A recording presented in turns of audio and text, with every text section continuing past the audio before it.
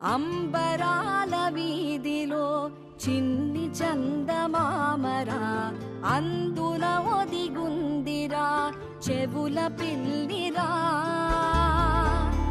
దేవుడు అన్ని చోట్ల ఉంటాడు. మరి ఎక్కడ దండం పెట్టుకుంటే ఏటి?